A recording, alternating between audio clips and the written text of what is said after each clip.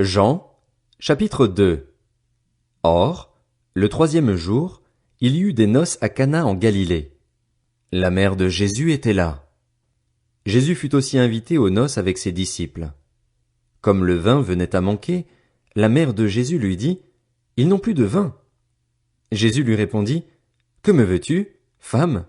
Mon heure n'est pas encore venue. » Sa mère dit au serviteur, « Faites tout ce qu'il vous dira. » Or il y avait là 6 jarres de pierre, destinées aux purifications des Juifs et contenant chacune une centaine de litres.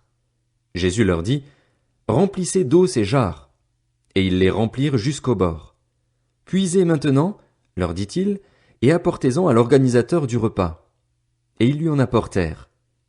L'organisateur du repas goûta l'eau changée en vin.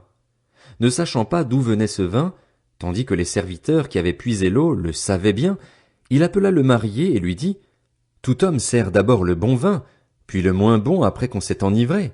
Mais toi, tu as gardé le bon vin jusqu'à présent. » Tel fut, à Cana en Galilée, le premier des signes miraculeux que fit Jésus. Il manifesta sa gloire et ses disciples crurent en lui.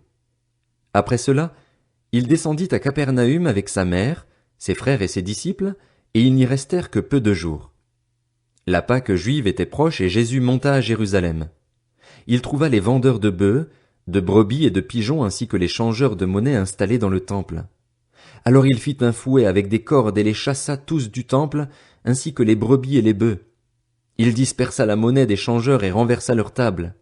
Et il dit aux vendeurs de pigeons, « Enlevez cela d'ici, ne faites pas de la maison de mon père une maison de commerce. » Ses disciples se souvinrent qu'il est écrit, « Le zèle de ta maison me dévore. » Les Juifs prirent la parole et lui dirent, « Quel signe nous montres-tu pour agir de cette manière? » Jésus leur répondit, « Détruisez ce temple et en 3 jours je le relèverai. » Les Juifs dirent, « Il a fallu 46 ans pour construire ce temple et toi, en 3 jours tu le relèverais. » Cependant, lui parlait du temple de son corps. C'est pourquoi, lorsqu'il fut ressuscité, ses disciples se souvinrent qu'il avait dit cela et ils crurent à l'écriture et à la parole que Jésus avait dite. Pendant que Jésus était à Jérusalem, lors de la fête de la Pâque, beaucoup crurent en lui en voyant les signes miraculeux qu'il faisait. Mais Jésus n'avait pas confiance en eux, parce qu'il les connaissait tous. Il n'avait pas besoin qu'on le renseigne sur les hommes, car il savait lui-même ce qui est dans l'homme.